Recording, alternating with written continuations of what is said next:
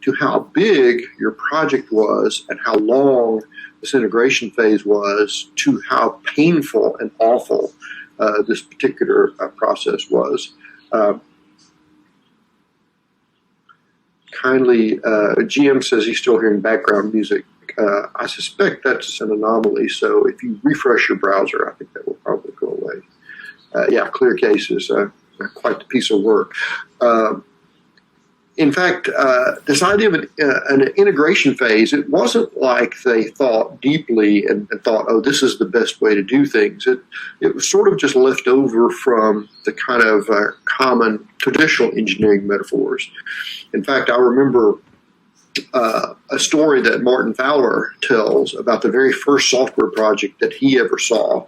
Martin grew up in the UK, in a fairly rural part of the UK. And when he was a teenager, his father had a friend who was supervising a software project. And so he took teenage Martin Fowler along to check it out, to see what it looked like. And of course, at this time, we're talking about terminals attached to mainframes. And Martin says the thing that struck him the most about that visit was the person who was giving him the tour said that they were currently integrating all their software. They were in an integration phase, and it had taken them longer than they thought it would take, and they weren't sure when they were going to be finished. And he said that really struck him because you normally think of software development as being this very rigorous, very discrete kind of engineering practice, and the fact that it had taken them longer than they thought and they didn't know when they were going to be done was really striking because it seemed like it should be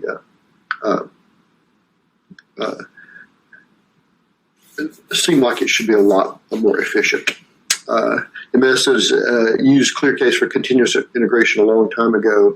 It's true you didn't have to do that way, but it facilitated that workflow. In fact, ClearCase had a role defined as part of the tool, which was just a merge supervisor that did nothing but merge changes in from disparate places. So you could use any of these tools in either way, but the way the tool kind of the philosophy of the tool was definitely wired for this idea of an integrate phase. Back in the early 1990s, a group of developers got together who had experience on software projects up until that point, on a number of software projects, and they were not impressed with what passed as engineering practices. So they started fundamentally rethinking some of the best practices or common practices in the software development world, like the integration phase, based purely on their experience. Kent Beck was the person who really led this effort. And what they did was take things that they could know have worked well on projects in the past and just do the most extreme possible version of them. So they didn't invent, but they certainly popularized this idea of test-driven development, where we know that code bases that have better test coverage tend to have higher quality code. So what's the most extreme version of that? Test-driven development will write the test before we write code. This is continuous integration is another one of the things that they created during this phase, during this project, because they made the observation that on projects where we did integration more aggressively, it seemed like we spent less time in these big, giant, messy integration phases. And so they invented this idea of continuous integration, that as soon as you finish a small piece that's working, check it into version control and let it integrate with all the other code. And all the other developers, of course, are doing this all the time. They invented this idea of continuous integration. This, of course, was the extreme programming group of developers. And they invented this idea of continuous integration, which is a technique, not a tool. In fact, the technique definitely predates the tool. And the idea behind continuous integration is that everyone commits to trunk at least once per day. Now, I'll talk a little bit later about where this term comes from, because it's a weird little anomaly in the industry that term has outlived the tool that spawned that term. We still refer to keeping everything on a main line of development as a trunk-based development. And I'll explain why that is in just a second. And the idea of continuous integration is that everybody commits to that trunk or the main line at least once per day, which means that if you're doing feature branching, you're not doing continuous integration, even if you're using a continuous integration server, unless all of your feature branches live less than 1 day. And so the definition of whether you're doing continuous integration or not is not whether you're using a continuous integration server. It's whether you are committing to the trunk or the main line at least once per day. The interesting thing about XP and the XP engineering practices is when I saw the continuous delivery book that came out in 2010, as I read it, I noticed a lot of similarities between the things, the engineering practices that the extreme programming adherents were talking about and what they were talking about in the continuous delivery book. And I had an opportunity recently to interview Dave Farley, who's one of the authors of the continuous delivery book. It is actually on the ThoughtWorks Technology podcast. I can send you a link to that if you're interested. I'm a host of one of the hosts of the ThoughtWorks Technology podcast. There are actually a bunch of us as hosts, about 6 of us, but I'm one of the regular co-hosts. And we recently did an episode where we interviewed Dave Farley, the creator of, one of the writers, the authors of the Continuous Delivery book. There's the link to the podcast in general. And one of the things I asked Dave at interview is something that I had been suspicious about for a long time, which is, was Continuous Delivery, the book, really just the adult version of extreme programming? Because one of the problems extreme programming had of getting adoption was that it just sounded a little bit too extreme. It sounded like something that would be on ESPN2 and have tattoos and skateboards rather than a set of engineering practices, which is what it really was. And he freely acknowledged that continuous delivery is really just the XP engineering practices updated about 10 years into the future. And so there's a strong current between XP and its engineering practices and the ideas of continuous delivery, which I will define fully here in just a second. And so we actually started doing integration in the 1990s, and shortly after that is when we saw the creation of integration servers. In fact, the company that I work for, ThoughtWorks, created and open sourced the very first continuous integration server called Cruise Control, and a lot of projects ended up using that. For many years, it was the de facto standard in terms of open source. And continuous integration is more than just a common place to do integration, because it gives you, first of all, a canonical integration. This gets you away forever from the, but it works on my machine problem, because if it doesn't work on the CI server, then it doesn't work. And having a dedicated machine that only has the software that you're building on it and not email clients and all the other stuff that accumulates on developer workstations is nice, because you have a nice clean environment that you know exactly what the contents are. So that's beneficial just by itself. But there are lots of other benefits to this as well, because it's a really useful place to do other stuff like unit testing and functional testing and integration testing and all the testing that is common in the agile engineering world. And in fact, what teams started doing is getting more and more aggressive about what they were able to automate in terms of continuous integration, because continuous integration servers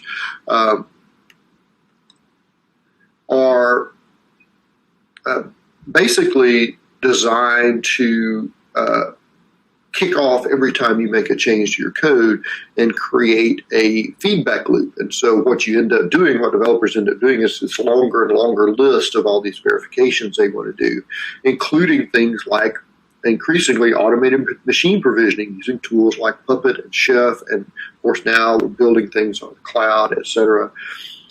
A lot of aggressive teams started using continuous integration to build it all the way out to where, well, we can't think of anything else to do to this code to verify it before it goes live. So the last stage of continuous integration is just put it live.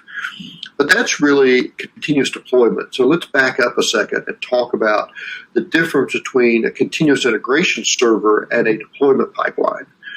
They are basically the same philosophy, which is a tool that sits and waits for changes in your ecosystem and then picks up and runs a set of verifications. Deployment pipelines are like the next phase of continuous integration, because continuous integration, when something changes, you basically have this list of things you want to do.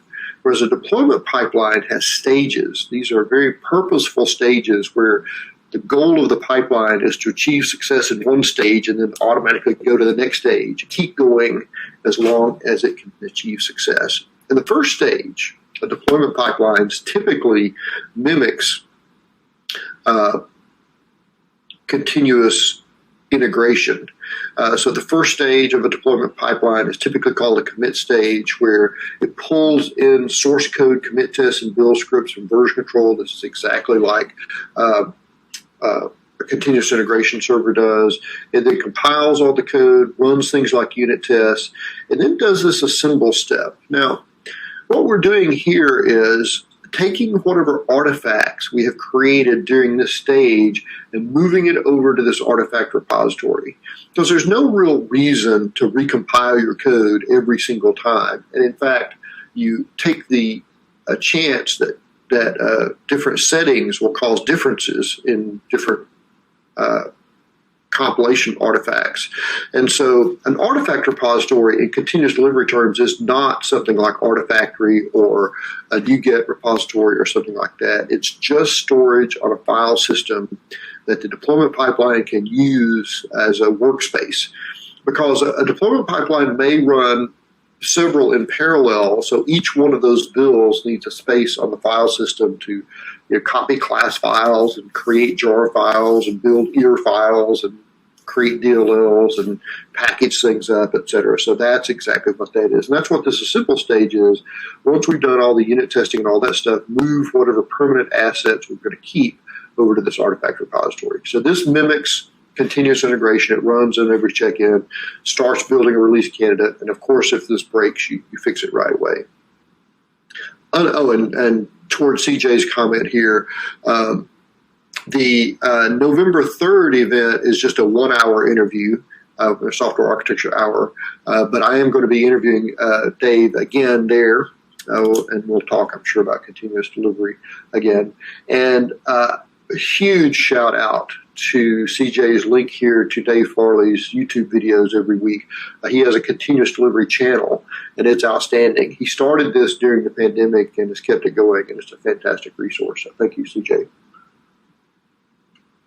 for highlighting that. So the commit stage mimics what we do in continuous integration, but the difference in deployment pipelines is that it's only the first stage of many. Next, we may have something like a functional testing stage, and then maybe user acceptance testing. But there's no standard set of stages in a deployment pipeline. So that's part of what you get to decide as an architect or tech lead or a member of a team, is what stages do you want in your deployment pipeline. So it's important to understand what the stages are for.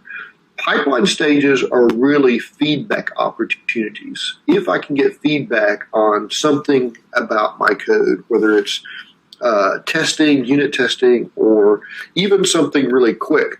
For example, one of the projects I was on was building an internationalized application. And when you do that, you have every user interface element has an ID, and then it matches in a properties file to what the actual language text is going to be. And it's bad if you are missing one of the IDs out of that translation file. And so we had a little phase in our deployment pipeline that basically just scanned all of our user interface code, harvested all the tags, and made sure all those IDs were available in our translation file. It took less than a second to run as part of our deployment pipeline, but it gave us confidence that, we're not missing any of the keys for our translation file And so that's exactly what that was, is a feedback opportunity to make sure that something is in place. Now, you'll notice in this particular picture, I put a blue border around some of these. It's pretty common practice these days that at one stage, you'll start doing more aggressive environment and or container or machine provisioning. And once you pick that up, it kind of carries through it out. It doesn't matter where you do that. And here, we're doing it at the acceptance testing stage, but it's really just whatever stage is most convenient. So in that stage, so let's say we're several stages in our deployment pipeline, and the stage before this has been successful, and so now it'll trigger this user acceptance stage, which will pull in acceptance test, deployment scripts, and configuration data, pull in any binaries from the artifact repository. Then this first step is configure environment.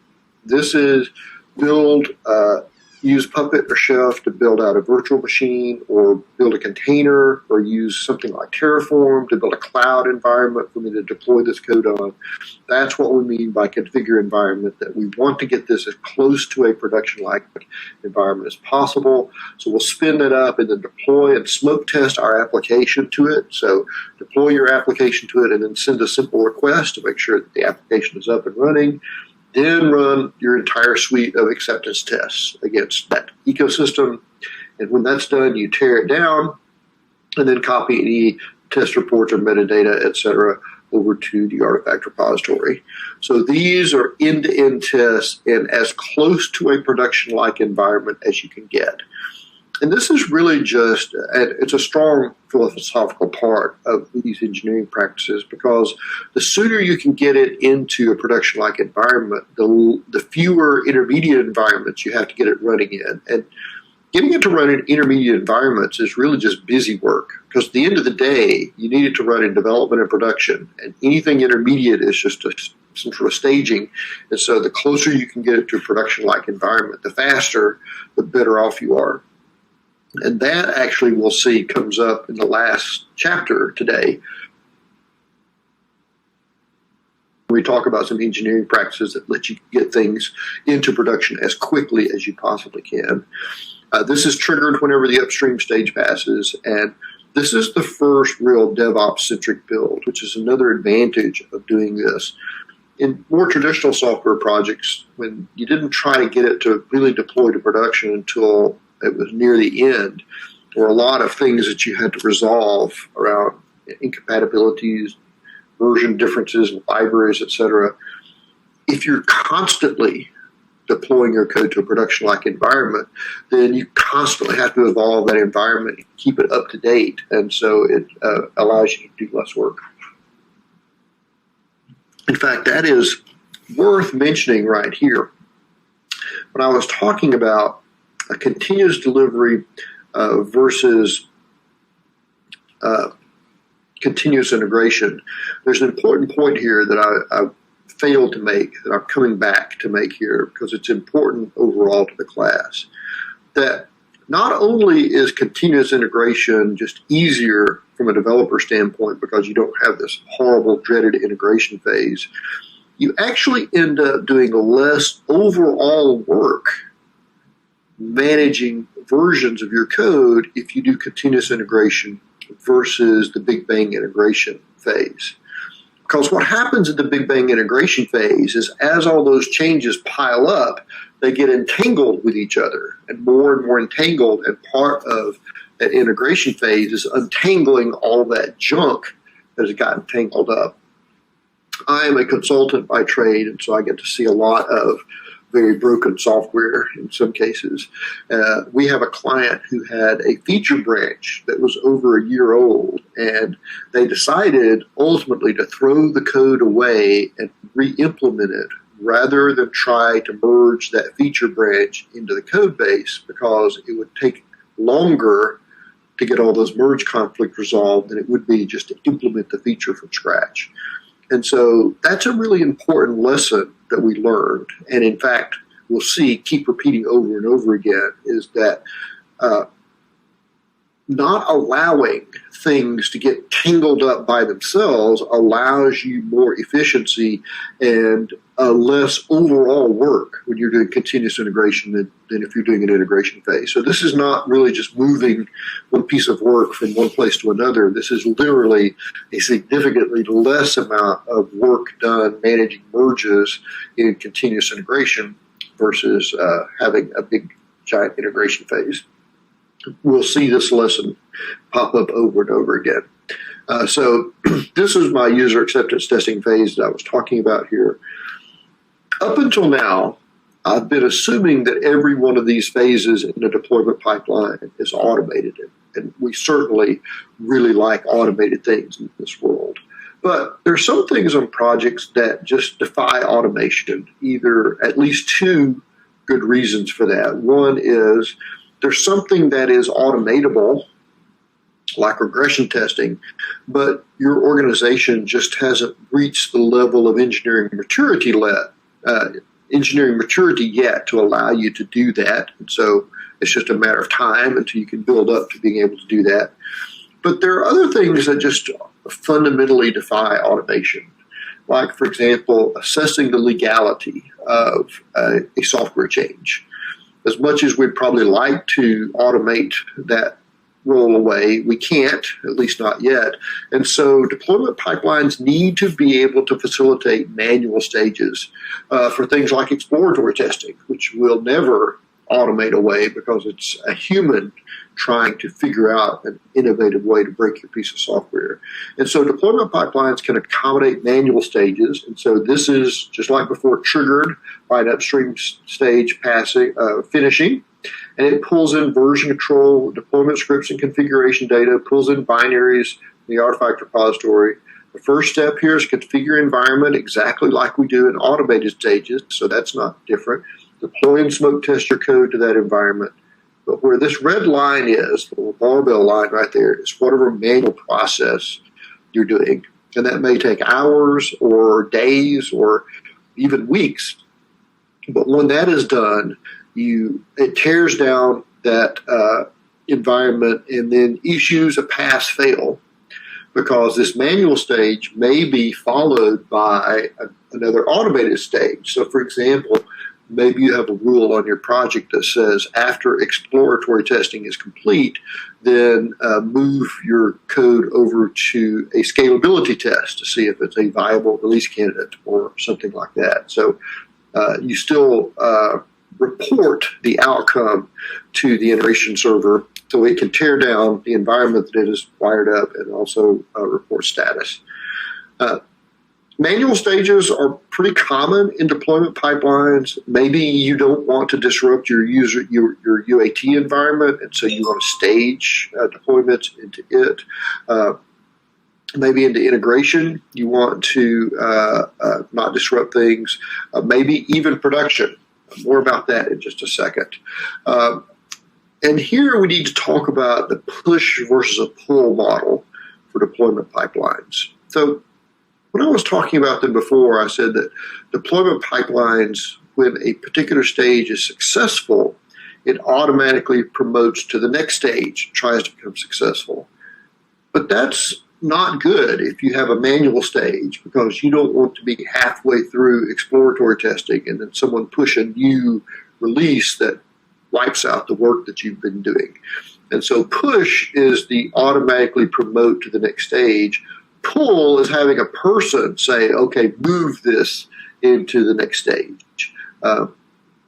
More about that in just a second as well. Notice that even on manual stages, we try to automate as much of the deployment process as possible. A single command or single button click, it's just too cumbersome that if every time you need a build, you need to go find a developer, a live chicken, and a voodoo doll and go through some sort of weird ritual to get this piece of software up and running. You need to automate that as much as possible, even for manual stages, so that a single push button or single terminal command can create the kind of environment that you need.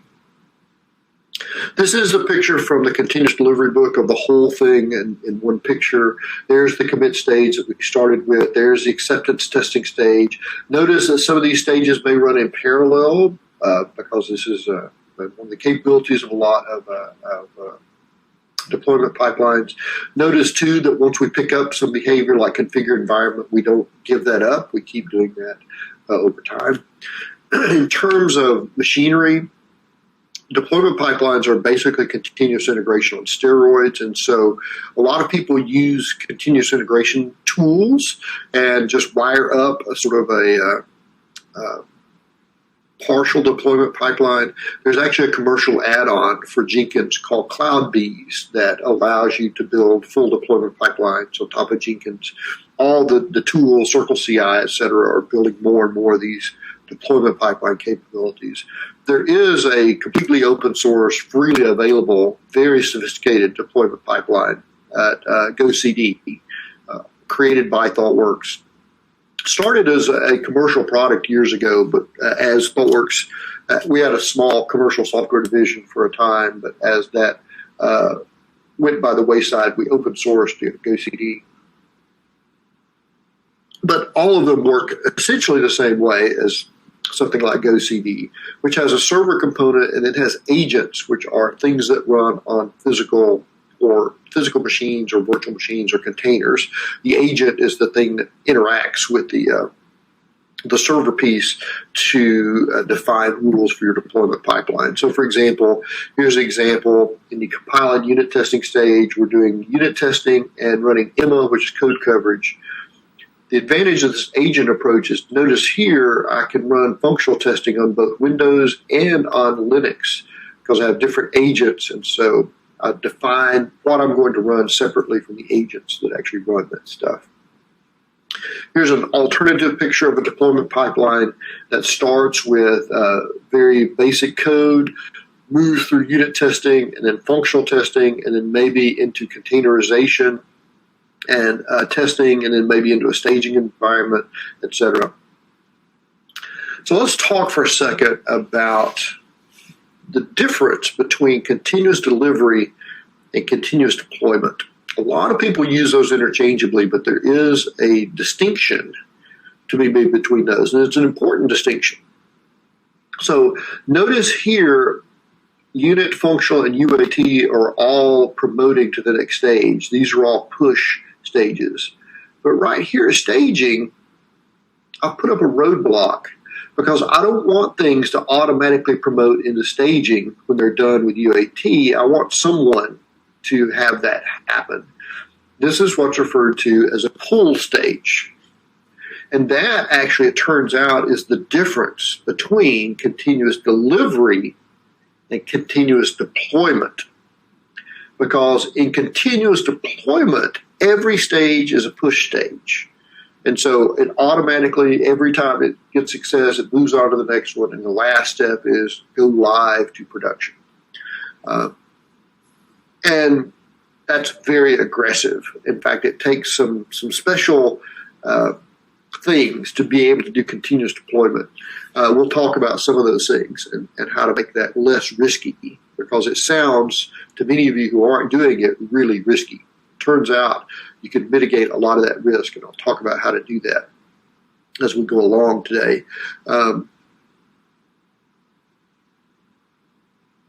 And it may not be exactly what you think, but continuous deployment means that as soon as you check something in, it goes through this gauntlet of tests and it goes live. I'll do a case study late today around GitHub. GitHub is a great example of a very aggressive agile engineering organization. They do continuous deployment. They average 60 deploys a day at GitHub. And so every time a developer makes a change, they check it in and they go live, deploy approximately 60 times a day.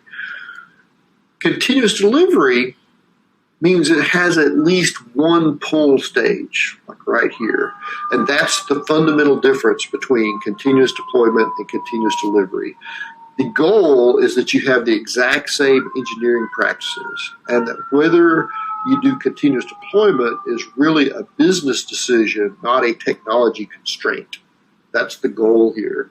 In fact, the name continuous delivery for it's a good question from AH, and the term be delivered code for continuous delivery.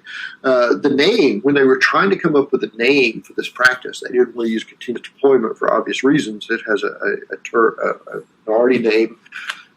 They actually picked up from the Agile Manifesto. The Agile Manifesto says something about the continuous delivery of software, and the authors saw that and said, "Oh, that's a really nice phrase, because that's really the goal, is continuously delivered code."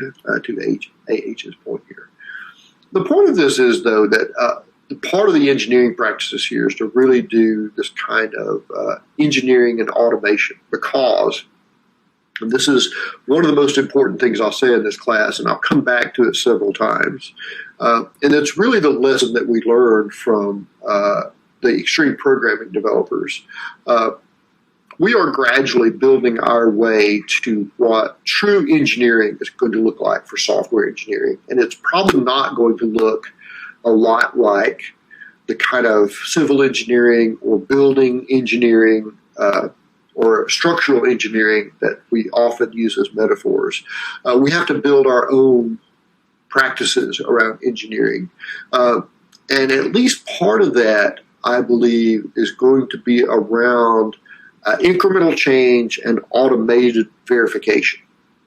Because part of the problem in software is that modern software systems have hundreds of thousands or millions of individual moving pieces.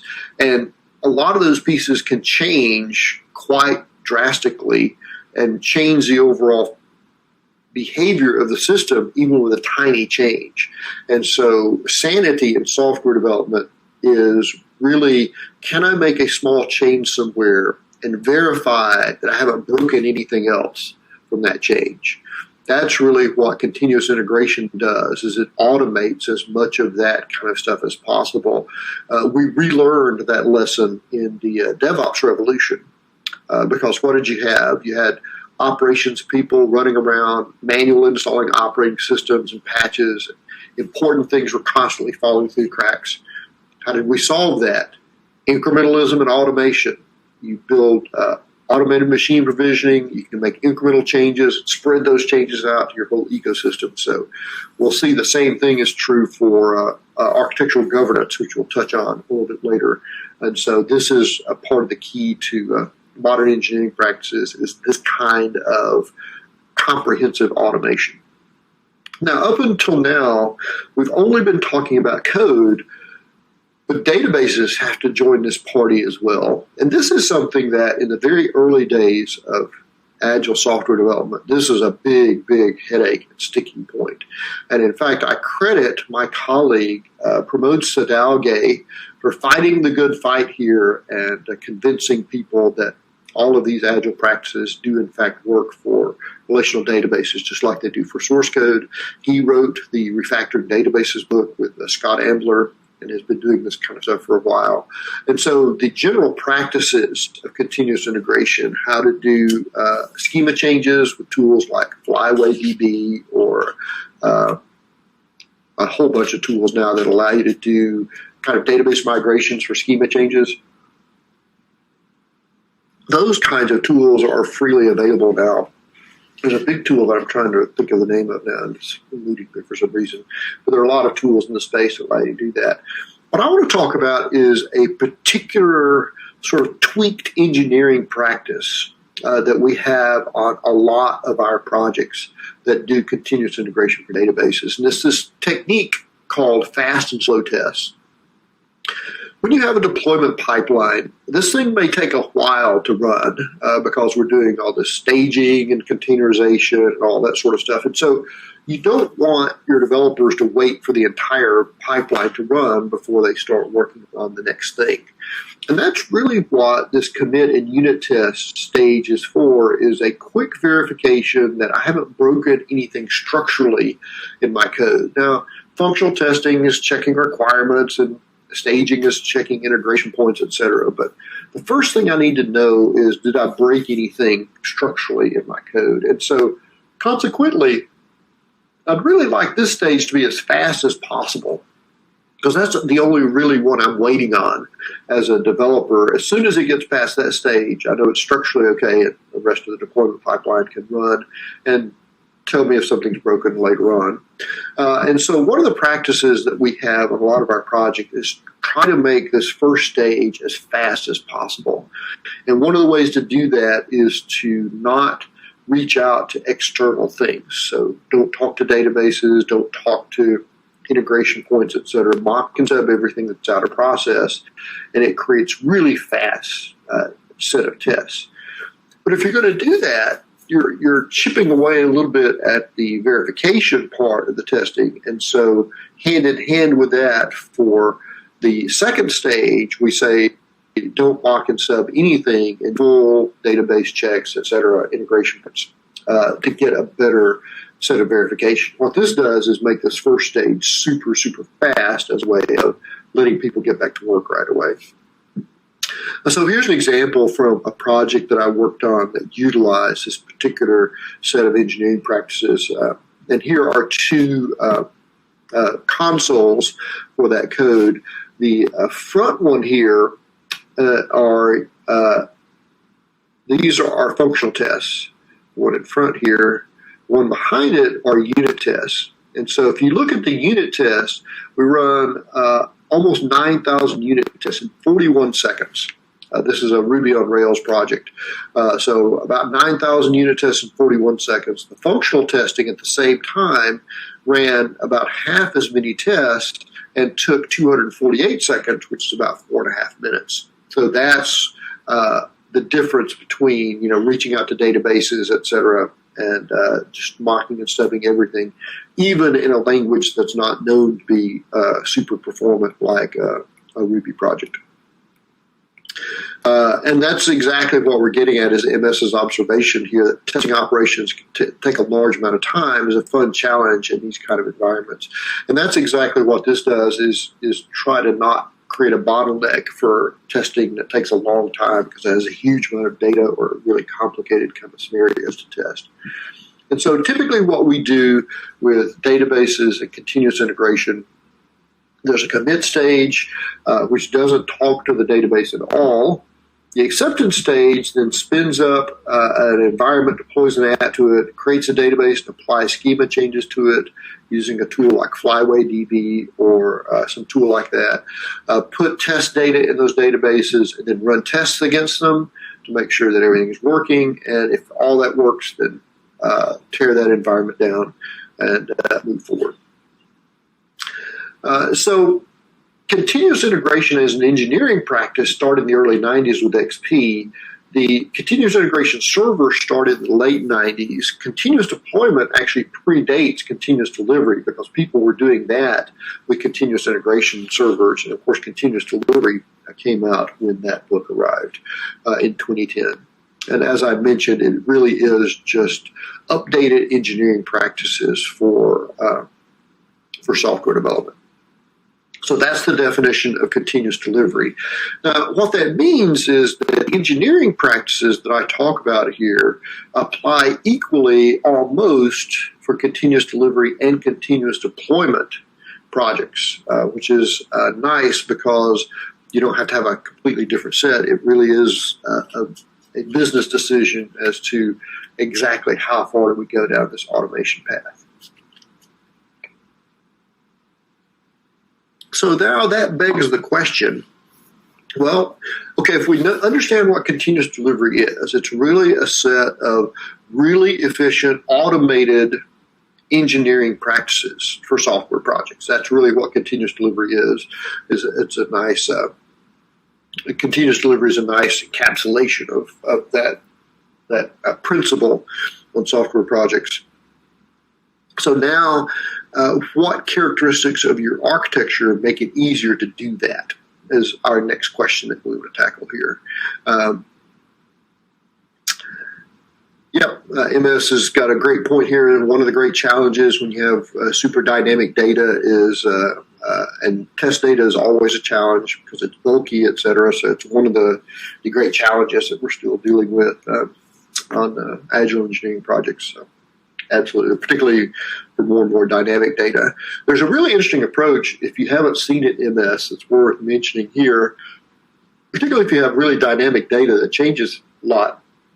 There's a practice being done in the closure community called generative testing, where what they are doing is instead of running unit tests and doing assertions, they are running hundreds of thousands of tests using all sorts of different inputs and then doing statistical analysis over the outcome of those things. So it's an alternate way, and then you query the output of the test run to see if any boundary conditions triggered anything, and so that's actually quite nice if you have very dynamic data, because you're not making assertions about things. You're actually generating huge amounts of data and then statistically testing to see did any boundary conditions trip anything. So that's generative testing. So let's talk about agile architecture, and because that's really the essence here is what we want is an agile architecture that allows us to do continuous delivery. But here's the problem with agility as an architectural characteristic. One of the points that we make in our Fundamentals of Software Architecture book is that architecture characteristics really should be objectively measurable. And what is the objective measure of agility? Well, there is no objective measure for agility, because agility is really describing a whole bunch of interrelated things on a software project. This is what we refer to as a composite architectural characteristic, because it is composed of a bunch of other measurable things. So that's one of the things that we encourage people to do in our fundamentals book, is take composites like reliability and decompose them into things that are actually measurable, like availability is measurable, and it's an aspect of reliability. Same for agility. If we broke this down, what are things that are actually measurable? So deployability is measurable. How often do we deploy things? How often do we get errors during deployments, et cetera? Testability is also something that's objectively verifiable. But really what they're getting at here is modularity and controlled coupling. That's really what they're asking for when they're asking for an agile architecture, because think about the goals of agile software development broadly and continuous delivery specifically.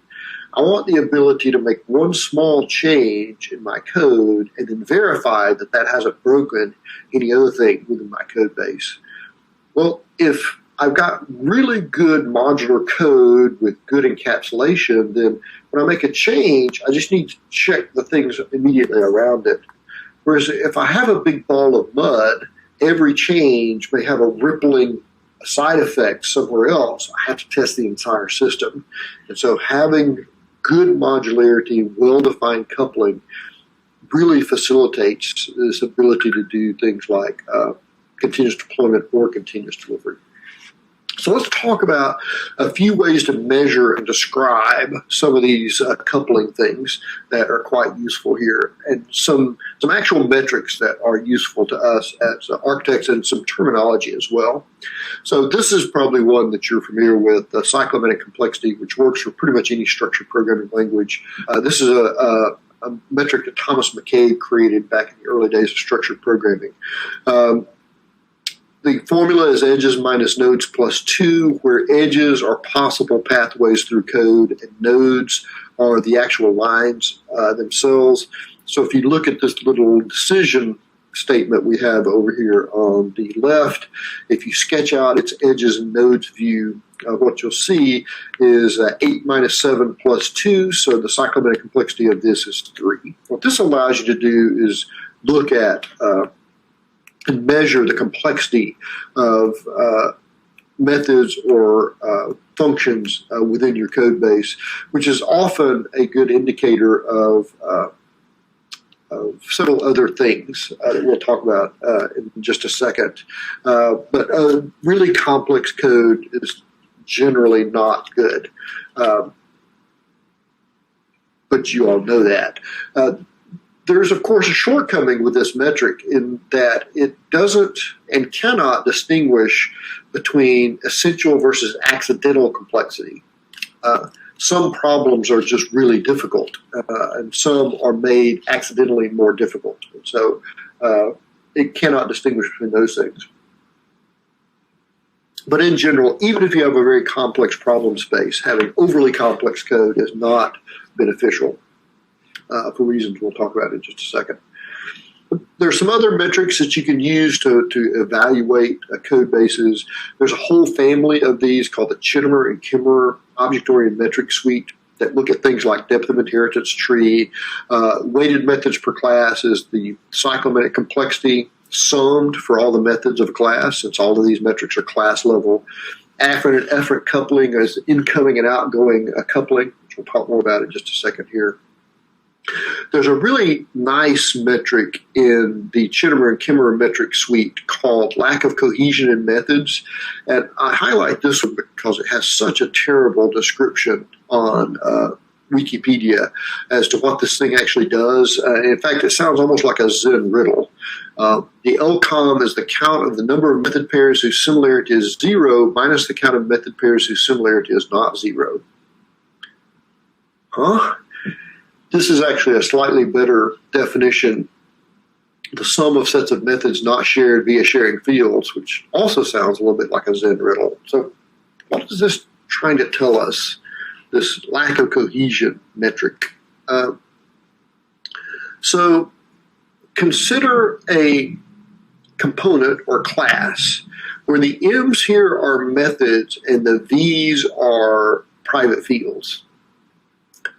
A is a very cohesive code base because a lot of the methods use all the private fields, whereas B is a very non-cohesive code base because notice that each method just uses one of those fields. B could easily be split up into 3 separate classes or 3 separate components and not hurt anything. And of course, C has mixed cohesion.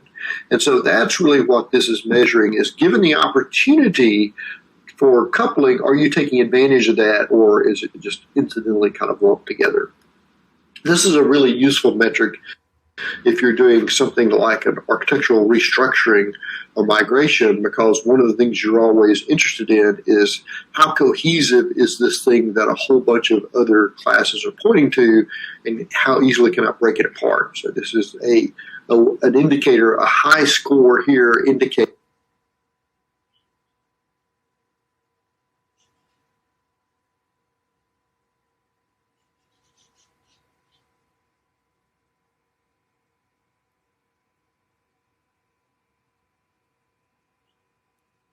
that it's easier to break a component or class apart than a low score.